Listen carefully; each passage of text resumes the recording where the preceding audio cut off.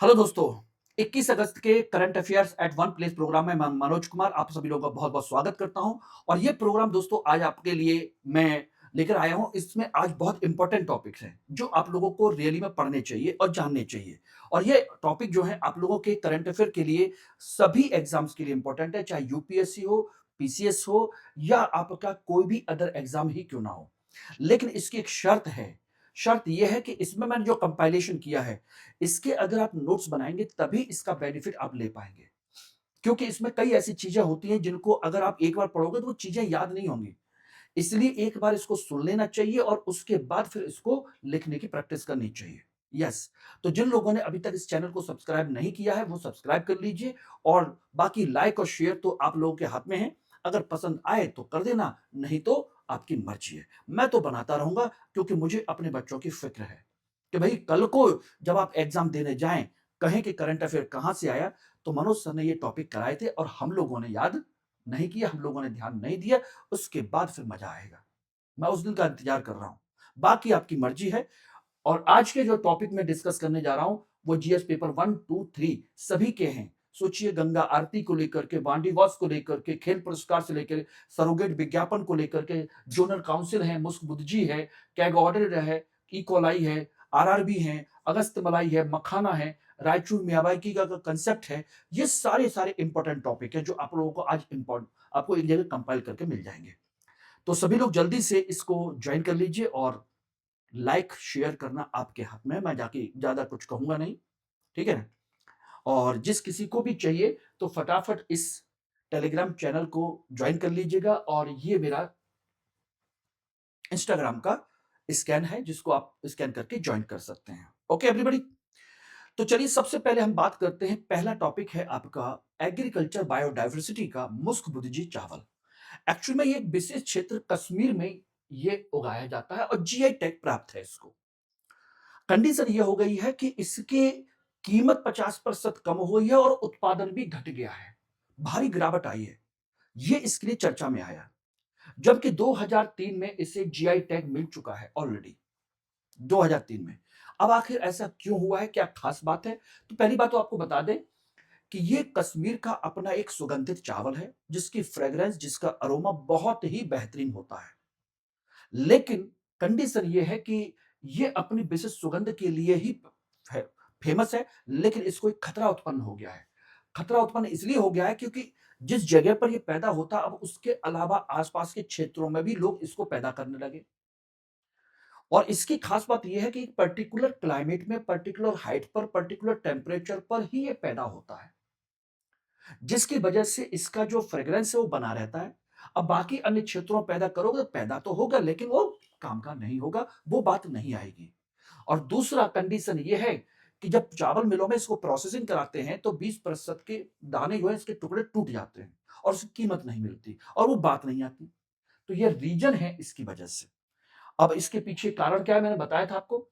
इसकी एक टेरॉइड कंडीशन होती है कि किसी भी पदार्थ, किसी भी प्रोडक्ट की अपनी कुछ चीज़ें होती हैं, जैसे ऊँचाई, मिट्टी, टेम्परेचर और उसका पानी। ये चारों चीज़ों का अपना एक कॉम्बिनेशन होता है जिसे टेरॉइड कंडीशन कहते हैं और उसी में ये इसकी विशेष विशेषता है, इस मुस्क भुजी चावल की। कंडीशन ये है कि विशिष्ट सुगंध इसको 35 विशेष वाष्पशील पदार्थ इसके अंदर पैदा होते हैं, इस टेम्परेचर की वजह से, ठंडी जलवायु की वजह से। और वही इसकी पहचान है। लेकिन जब अन्य क्षेत्रों में इसको फैलाने लगे, तो वो बात रह नहीं गई। ऊपर से इस क्षेत्र में एक कंडीशन और आ गई फंगस की डिजीज़ वाली, तो इस वजह से और समस्या आ गई। हालाँकि साइंटिस्टों ने मार्कर असिस्टेड सिलेक्शन टेक्निक से इसकी कुछ रोग प्रतिरोधी किस्म का विकास किया है, जिससे कि इसमें वो बीमारी ना फैले। लेकिन वो बात अन्य चीज़ों की वजह से कमी आ गई है। तो ये कई सारे प्रॉब्लम्स हैं, जिसकी वजह से इसमें समस्या आई और ये आपको पढ़ लेना चाहिए कि ये कहाँ का है, क्या खास बात है, किस तरह की चीज़ें हैं। ओके, दूसरा टॉपिक है आज का राष्ट्रीय खेल पुरस्कार। युवा मामले और खेल मंत्रालय ने खिलाड़ियों और कोचों के उत्कृष्ट प्रदर्शन को सम्मानित करने के लिए वार्षिक राष्ट्रीय खेल पुरस्कारों की घोषणा की है। ये पुरस्कार प्रतिवर्ष 29 अगस्त को राष्ट्रीय खेल दिवस मेजर ध्यानचंद की जयंती पर दिए जाते हैं। इन अब नामांकन एक पारदर्शी ऑनलाइन पोर्टल के माध्यम से सीधे किए जाते हैं। विजेताओं का चयन सुप्रीम कोर्ट के सेवानिवृत्त जज की अध्यक्षता वाली समिति करती है और भारत के राष्ट्रपति द्वारा राष्ट्रपति भवन में ये पुरस्कार प्रदान किए जाते हैं। तो ये कुछ इंपॉर्टेंट इसके डायमेंशन है जो आप लोगों को पता होने चाहिए। हो सकता है कि यही 4 पॉइंट आपसे पूछ लिए जाए कि बताइए कौन सा सही है और कौन सा गलत है। कैसे भी इसमें पूछा जा सकता है। अब इसमें कंडीशन क्या होती है, इसमें क्या-क्या चीजें दी जाती हैं? देखिए, मेजर सबसे पहले होता है मेजर ध्यानचंद रत्न पुरस्कार। ये भारत का सर्वोच्च खेल सम्मान है, पिछले 4 वर्षों के शानदार प्रदर्शन के लिए दिया जाता है। फिर होता है अर्जुन पुरस्कार, 4 वर्षों के निरंतर अंतरराष्ट्रीय प्रदर्शन के लिए सेकंड हाईएस्ट पुरस्कार ये माना जाता है। उसके बाद आता है द्रोणाचार्य पुरस्कार, उत्कृष्ट कोचों को दिया जाता है निर्मित और लाइफ टाइम अचीवमेंट के तौर पर। उसके बाद आते हैं साई और tops, sports authority of India और टॉप्स यानी कि टेबल ऑफ द पोडियम। भारतीय खेल प्राधिकरण और बुनियादी ढांचा संभालता है, जबकि टॉप्स जो है ओलंपिक संभावित एथलीटों को वित्तीय मदद देता है। 2021 में राजीव गांधी खेल रत्न का नाम बदल करके मेजर ध्यानचंद खेल रत्न करना ऐतिहासिक खेल विरासत का सम्मान है। ये 2021 में नाम बदल दिया गया था, जबकि इसका पहले नाम था राजीव गांधी खेल रत्न पुरस्कार। तो दूसरा, राष्ट्रीय खेल पुरस्कारों के ऑनलाइन नामांकन खेल प्रशासन में लाल फीताशाही को कम करने, पारदर्शिता बढ़ाने के लिए है। अब ये कंडीशन है और इसमें राशि कितनी दी जाती है दोनों पुरस्कारों में? ये 25 लाख रुपए और इसमें 15 लाख रुपए। मेजर ध्यानचंद में 25 लाख और अर्जुन पुरस्कार में 15 लाख रुपए दिए जाते हैं। ये रहे। तो इनको मोटा-मोटा आप याद रख लीजिएगा, अब काम हो जाएगा। अब किस-किस को दिए जा रहे हैं, कैसे-कैसे दिए जा रहे हैं, वो एक लिस्ट आएगी, उसको आप पढ़ सकते हैं।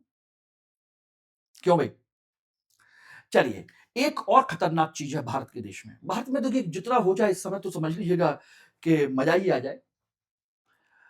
रेलवे स्टेशन पर तो गए होंगे, पानी की टंकियाँ भी देखी होंगी, पानी के वहाँ पर आपके अब तो आरओ प्लांट भी लग गए हैं, वहाँ की हालत देखी होगी। लेकिन वहाँ की अभी जो कैग ऑडिट रिपोर्ट आई है, वो आपको हिला देगी। 86% से ज़्यादा स्टेशन अपने स्टैंडर्ड को अचीव करने में फेल हो गए हैं। वहाँ का पानी बहुत बुरी कंडीशन में है।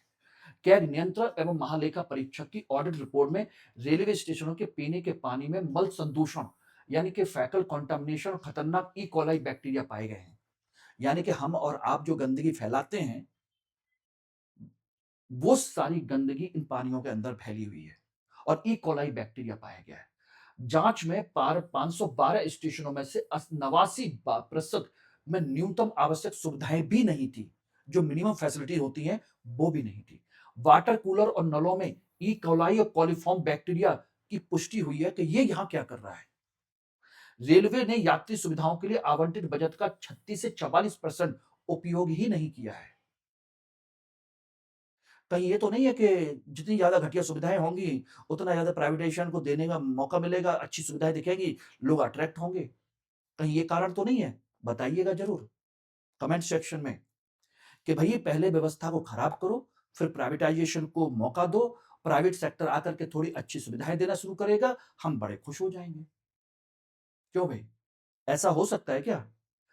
वरना इतना परसेंट बजट है, लगभग 40-45%, 40-45% के आसपास बजट आप खर्च ही नहीं कर रहे। व्हाई? सुधार के लिए रेलवे ने 20,000 स्थानों पर टैंक टू टैप निस्पंदन का निर्देश दिया है। 20,000, ये समझ लीजिएगा। अब इसमें बात क्या आती है, ई कोलाई बैक्टीरिया करता क्या है? देखिए, ई कोलाई बैक्टीरिया बेसिकली आमतौर पर स्तनधारियों की आंतों में पाया जाता है, हमारी आंतों में, जितने भी स्तनधारी होते हैं, जनरली।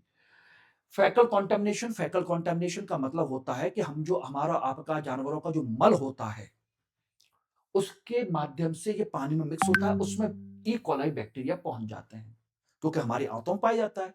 वो मल पानी में मिक्स होता है तो वहां पहुंचता है और ये सीगा टॉक्सिन रिलीज करता है। ये बहुत जहरीले केमिकल्स को रिलीज करता है और जब रिलीज करता है, जब इस पानी को आप पीते हैं, तो इससे आपके बड़े लेवल पर किडनी फेलियर का डर रहता है। कभी भी किडनी फेलियर हो सकती है। यही है, ये ई कोली की उपस्थिति यह साबित करती है कि पानी में मल मिल चुका है, यानी कि हमारा जो मल मूत्र है वो उसमें मिक्स हो रहा है पानी में। आखिर वो हो कैसे रहा है? यस, और इससे खतरनाक स्ट्रेन जिसे हम एचयूएस कहते हैं, इससे खूनी डायरिया और किडनी फेलियर का डर हो जाता है। और कैग जो है आर्टिकल 148 के तहत केवल वित्तीय ऑडिट करता है और प्रदर्शन का भी ऑडिट करता है। ये समझ लीजिएगा। अनुच्छेद 151 के तहत ये अपनी रिपोर्ट राष्ट्रपति को सौंपता है पीएससी के द्वारा। पब्लिक अकाउंट कमेटी के माध्यम से ये राष्ट्रपति को अपनी रिपोर्ट सौंपता है। ये समझ लेना। ये है, ठीक है ना? ध्यान रखिएगा।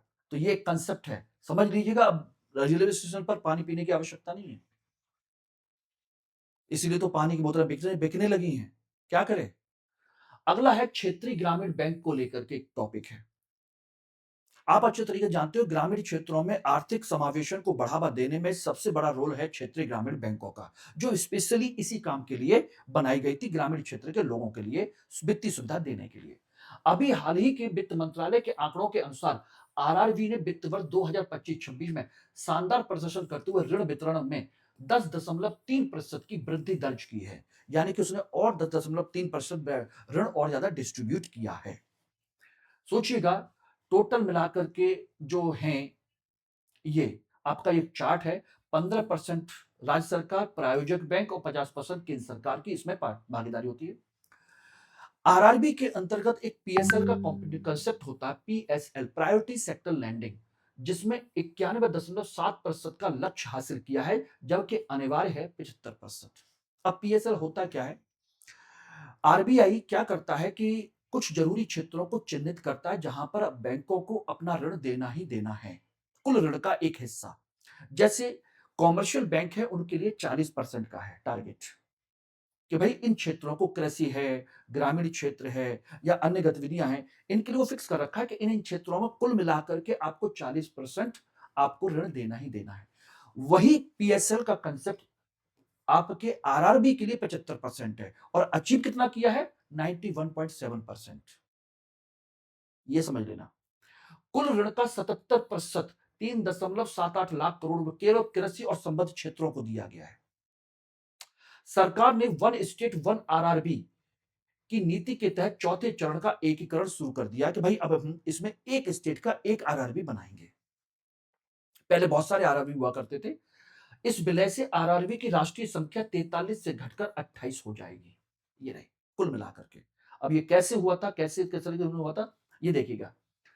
आरआरबी की स्थापना नरसिम्हा समिति की सिफारिश पर 1975 में की गई थी। आप कहोगे कि नरसिम्हा समिति 1975 में, भाई ना आरआरबी तो आपकी, ये जो कंसेप्ट है आप समझ सकते हो।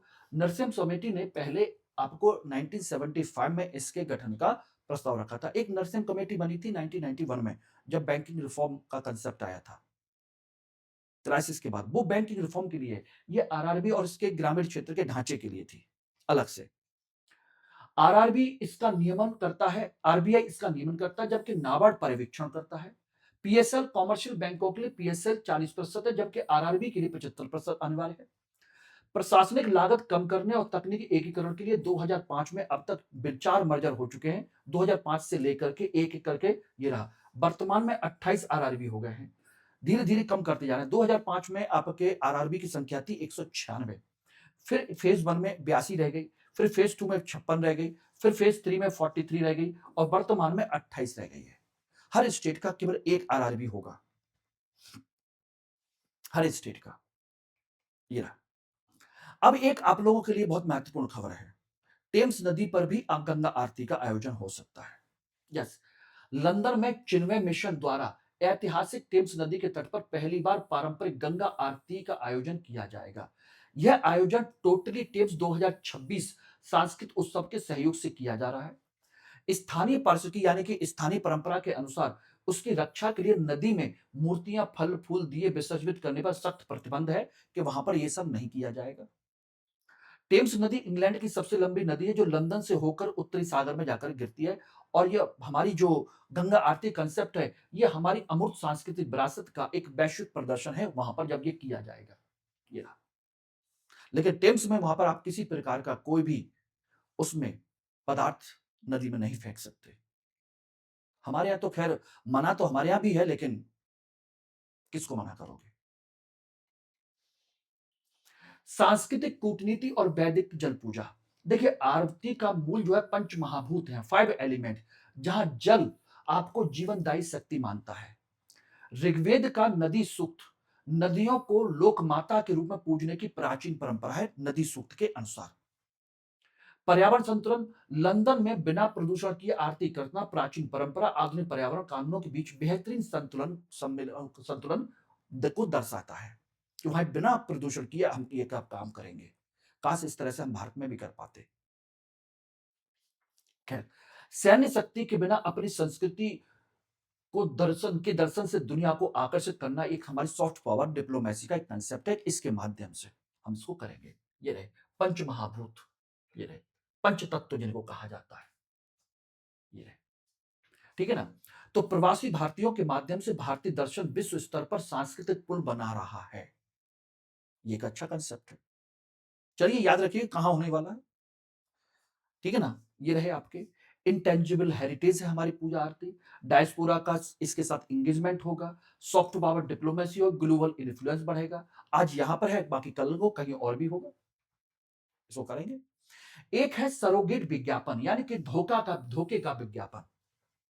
सरोगेट का मतलब होता है कि सरोगेट मदर का कंसेप्ट आपने सुना है, किसमें बच्चा किसी और का होता है लेकिन पालता अपने गर्भ में कोई और है और पैदा होने के बाद उसको दे दिया जाता है।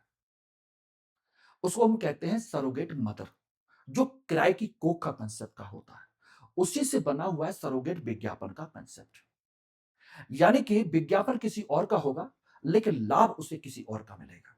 जैसे आप लोगों ने बहुत सारी जगह सुना होगा, शराब की बहुत सारे ब्रांड हैं और वो सब अपने ब्रांड, अपने नाम का, अपने ब्रांड का क्या निकालते हैं? सोडा। और सोडे का विज्ञापन चलता है। भाई सोडे का आप कैसे रोकोगे? उसी तरीके से अभी जो केस है वो विमल पान मसाले को लेकर के। याद आ गया? शाहरुख खान, टाइगर श्रॉफ, अजय देवगन केसर उड़ाते हुए, उसी पर एक एक्शन लिया गया था। उसी पर एक एक्शन लिया गया था। कहा गया है कि इसमें आप जो केसर इलायची का जो विज्ञापन करते हैं वो एक्चुअली में वो उनके पान मसाले का विज्ञापन है। यस, उस पर एक्शन लिया गया। तो महाराष्ट्र के एफडीए तुकाराम मुंडे, आप जानते हो, बहुत फेमस हो चुके हैं। एफडीए ने प्रसिद्ध हस्तियों को पान मसाला ब्रांडों के इलायची उत्पादों का विज्ञापन करने के लिए नोटिस जारी किया है और इसे सरोगेट विज्ञापन माना है क्योंकि इससे प्रचार किसी और चीज का हो रहा है। यह एक प्रतिबंधित उत्पाद जैसे तंबाकू को बेचने के उसी ब्रांड के नाम से एक गैर प्रतिबंधित उत्पाद को का विज्ञापन करना है, जैसे इलायची का। ठीक है ना? दिल्ली हाईकोर्ट के अनुसार ब्रांड विस्तार के लिए उस उत्पाद का एक स्वतंत्र और वास्तविक बाजार होना चाहिए। भाई उसका वास्तव में एक अपना बाजार है कि नहीं है इलायची का, और स्वतंत्र ब्रांड होना चाहिए। यह मामला कोटपा 2003 एफएसएस से 2006 और उपभोक्ता संरक्षण अधिनियम 2019 के अंतर्गत आता है। कोटपा यह सिगरेट और तंबाकू उत्पादों के प्रत्यक्ष या अप्रत्यक्ष विज्ञापनों पर पूरी तरह रोक लगाता है, जिसके तहत कार्रवाई की गई है। एफएसएसएआई खाद्य उत्पादों में तंबाकू या निकोटीन के उपयोग पर सख्त कानूनी प्रतिबंध लगाता है। सीसीपीए की शक्ति भ्रामक विज्ञापनों को लिए हस्तियों पर 10 लाख से लेकर 50 लाख तक का जुर्माना लगाया जा सकता है। यह सीसीपीए की कंज्यूमर प्रोटेक्शन एक्ट के तहत। ठीक है ना? ड्यू डिलीजेंस, सेलिब्रिटी तभी बच सकते हैं जब वे साबित करें कि उन्होंने विज्ञापन से पहले दावों की सत्ता की जांच की थी और हमने कोई उल्लंघन नहीं किया। पहला उल्लंघन 10 लाख रुपया जुर्माना और 1 वर्ष का बैन लग सकता है। दूसरा उल्लंघन 50 लाख रुपए का जुर्माना और 3 साल तक का बैन इस पर लगाया जा सकता है। ये एक कंसेप्ट है।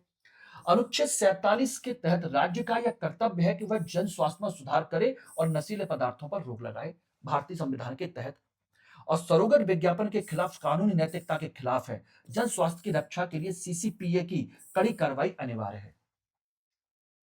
इस पर हालांकि हाई कोर्ट में केस चला गया है, उसने इस एफडीए पर थोड़ा सा उन्होंने स्टॉप लगाने की बात कही है, बॉम्बे हाई कोर्ट ने। क्योंकि भाई इस तरह की कंपनी फिर बॉम्बे हाई कोर्ट और तमाम तरह के लोग जाएंगे ही जाएंगे इस तरह की चीजों के खिलाफ। सही गलत विवाद की बात है, लेकिन एक्शन सही था। अगला टॉपिक है बांडीवास का युद्ध। अब कहोगे सर ये बांडीवास का युद्ध हम यहां पर क्यों पढ़ रहे हैं? अभी हाल ही में तमिलनाडु सरकार ने 1760 के निर्णायक बांडीवास युद्ध पर एक ऐतिहासिक स्थल है वहां बांडीवास का किला है जहां पर यह युद्ध हुआ था, किले के पास में, उसको संरक्षित राज्य स्मारक घोषित किया है, इसलिए चर्चा में आया ये रहा बांडीवास। कहां पर? तमिलनाडु में, कि ये हमारे संरक्षण में राज्य संरक्षित स्मारक बनकर के रहेगा। यह युद्ध जो है 22 जनवरी 1760 को ब्रिटिश ईस्ट इंडिया कंपनी और फ्रांसीसी कंपनी के बीच लड़ा गया, जिसमें फ्रांसीसी कंपनी हार गई थी, हमें अच्छे तरीके से जानते हैं। और ये तीसरा कर्नाटक युद्ध था 1756 से लेकर के 63 के बीच में। सप्तवर्षीय युद्ध का कंसेप्ट था ये, 56 से 63 के बीच में सबसे महत्वपूर्ण और निर्णायक युद्ध था। सर आयरकूट ने ब्रिटिश सेना का और काउंट डी लाली ने फ्रांसीसी सेना का नेतृत्व किया था और फ्रांसीसी सेना प्रभुत्व को हमेशा के लिए समाप्त कर दिया था। आयरकूट इसमें जीत गया था और इसमें फ्रांसीसी कंपनी हार गई थी और वहीं पर कंसेप्ट था। अब इससे क्या हुआ था? बंगाल का लाभ। 1757 में जब ब्रिटिश ईस्ट इंडिया कंपनी ने बंगाल पर कब्जा कर लिया तो उसके बेनिफिट मिले और उसकी वजह से उनकी सेना मजबूत हुई और सेना मजबूत हुई तो उसके जीतने के चांस बढ़ गए। ब्रिटिश नौसेना रसद मार्गों पर नियंत्रण रखा जबकि फ्रांसीसी नौसेना पीछे हट गई थी, जिसकी वजह से उसके जीतने के चांस बढ़ गए। लाली की गलतियां। काउंटी लाली ने अपने कुशल जनरलों जैसे जनरल बुस्सी और भारतीय सहयोग का समर्थन खो दिया। क्यों? क्योंकि हैदराबाद के दरबार में जनरल बुस्सी जो रेजिडेंट रहता था उसको वापस बुला लिया और हैदराबाद का दरबार खाली हो गया और वहां पर ब्रिटिश ईस्ट इंडिया कंपनी ने अपना कंट्रोल कर लिया और अल्टीमेट इस युद्ध की अंत हुआ था 1763 का पेरिस का युद्ध। फ्रांसीसियों को उनकी बस्तियां तो लुटाई गई लेकिन सेना रखने और किलाबंदी करने पर पूर्ण प्रतिबंध लगा दिया। यह था आपका तीसरा युद्ध, 56 से 63। यह है, याद रहेगा नहीं? एक आपका टॉपिक है अगस्त्यमलाई अतिक्रमण, अगस्त्यमलाई एनक्रोचमेंट। काफी फेमस है, इकोलॉजी एनवायरमेंट का एक टॉपिक है जिसको आपको पता होना चाहिए। सुप्रीम कोर्ट ने पश्चिमी घाट के पारिस्थितिकी रूप से संवेदनशील अगस्त्यमलाई परिदृश्य में अवैध अतिक्रमण न हटाने पर तमिलनाडु सरकार को कड़ी फटकार लगाई है कि भाई इस क्षेत्र में आपने क्यों नहीं किया। यह है अगस्त्यमलाई बायोस्फीयर रिजर्व, तो यहां पर आपने अपना अतिक्रमण क्यों नहीं हटाया है? और यह कार्रवाई केंद्रीय अधिकार प्राप्त समिति की विस्तृत रिपोर्ट पर आधारित है। यस, केएमटीआर और एसएमटीआर। केएमटीआर बोले तो ये रहा तलाक्काड़ मुंडथुरई टाइगर रिजर्व और एक है एसएमटीआर श्री विल्लुपुत्र मंगलाई सुमंगलम टाइगर रिजर्व के हजारों हेक्टेयर वन क्षेत्र पर अवैध वाणिज्यिक खेती हो रही है, commercial agriculture in tiger reserve के क्षेत्र में। ये रहे आपके इन क्षेत्रों में अवैध रूप से। और अतिक्रमण करने वालों में 118 सरकारी कर्मचारी भी पाए गए हैं जिनमें पुलिस, वन विभाग और राजस्व विभाग के लोग शामिल हैं, वो भी इसमें इन्वॉल्व है। सुप्रीम कोर्ट ने इन आरक्षित वनों में सड़क, बिजली जैसी सुविधाओं के विस्तार पर रोक लगा दी है। मैंने कहा ना कि सिस्टम ही पूरी तरीके से खत्म हो चुका है। जिसको मौका मिल रहा है वो इसका फायदा उठाने की कोशिश कर रहा है, जहां देखो वहां पर। समझ में नहीं आता आज की डेट में, या तो हमारे सामने समस्याएं ज्यादा आने लगी हैं या हम ज्यादा अट्रैक्ट होने लगे हैं या समस्याएं ज्यादा बढ़ गई हैं। अब वो क्या लगता है, सब करप्शन समस्याएं बढ़ गई हैं या ज्यादा दिखने लगी हैं डिजिटल मीडिया तमाम सारी चीजों की वजह से, या फिर हम ज्यादा जागरूक हो गए हैं देखने की वजह से? कमेंट सेक्शन बताइएगा, क्योंकि ये दिखेंगी तो आपको लगेगा यार जहां देखो वहीं पर भ्रष्टाचार घुसा बैठा है, जहां देखो वहीं पर यह समस्या बनी बैठी है। सरकार कोई भी हो, हालत खराब है। जिसको मौका देखो वो उसको ना पर्यावरण की चिंता है ना लोगों की चिंता है। ई कॉलाई बैक्टीरिया सोचिएगा, लोगों के जीवन से कोई मतलब नहीं है। अगस्तमालाई देखिएगा, आपके वन्य जीवों से कोई मतलब नहीं है, कहीं कोई मतलब नहीं है। यह हालत है। कानूनी ढांचा पारिस्थितिकी महत्व तो क्या कहता है? आपका वाइल्ड लाइफ प्रोटेक्शन एक्ट 1972, ये तो आपको रट गया होगा ना? क्यों भाई, रट गया है कि नहीं? कि यस, ये तो हम रट चुके हैं। कोर और क्रिटिकल टाइगर हैबिटेट में किसी प्रकार के अतिक्रमण गतिविधियों पर सख्त प्रतिबंध लगाता है। सीईसी यह पर्यावरण संरक्षण अधिनियम ईपीए के तहत एक स्थायी वैधानिक निकाय बन गई है। ये रहा, तो कोर जोन में किसी प्रकार का हो नहीं सकता, बफर जोन में आपका ये रेगुलेटेड है, प्रतिबंधित है, आपके परमिशन से ही कुछ हो सकता है। ये रहा। अगस्त मलाई का भाग 2016 में यूनेस्को के man and wildlife programme के तहत शामिल है। यहां कानी आदिम जनजाति का निवास करती है। ये रही इंपॉर्टेंट। यह परिदृश्य तमिल भरणी, बैगई और पेरियार जैसी महत्वपूर्ण नदियों का मुख्य जलग्रहण क्षेत्र भी है। संरक्षित क्षेत्रों में अतिक्रमण मानव वन्यजीव कॉन्फ्लिक्ट का सबसे बड़ा कारण है। जब वहां जाओगे तो वन्यजीव कहीं ना कहीं आपसे टकराएंगे और आपको नुकसान पहुंचाएंगे, आप उनको मारोगे। नुकसान अल्टीमेट हमारे पूरे के पूरे सिस्टम का होना है। एक मखाना का बढ़ता हुआ बाजार, इस समय पिछले कुछ दिनों से देखना लगातार मखाने का मार्केटिंग खूब हो रही है। ऑनलाइन खूब बेचने लगे और सस्ता भी और महंगा भी, हर तरीके के। अब ऐसा क्यों हो रहा है? एक्चुअल में भारत का मखाना बाजार 2029-30 तक 12,000 करोड़ तक पहुंचने का अनुमान है और सरकार ने इसके लिए 476 करोड़ की योजना और राष्ट्रीय मखाना बोर्ड को मंजूरी दे दी है, इसलिए चर्चा में आया है। मखाना एक जलीय फसल है जो स्थिर मीठे पानी के तालाबों और आर्द्र भूमियों में उगाई जाती है। भारत का एकाधिकार है। विश्व के कुल मखाना उत्पादन का 85 से 90% भारत में होता है और जिसमें से लगभग 90% अकेले बिहार में पैदा होता है, विशेषकर मिथिलांचल के क्षेत्र में।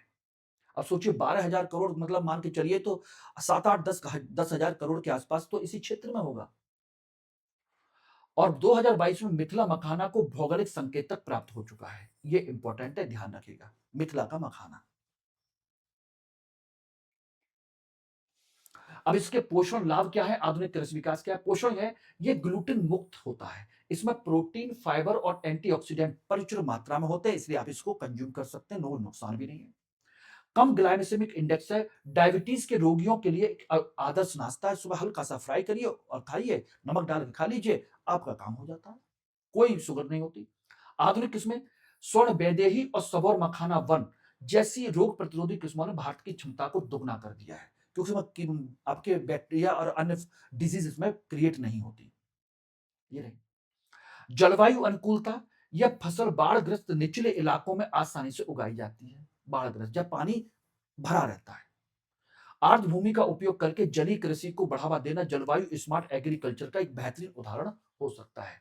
ग्लूटेन मुक्त है, हाई प्रोटीन है, लो ग्लाइसेमिक इंडेक्स है और कम कैलोरी है। रहा आपको डायबिटीज के लिए सबसे परफेक्ट बैलेंस है। और एक है आपका रायचूर मियावाकी वन।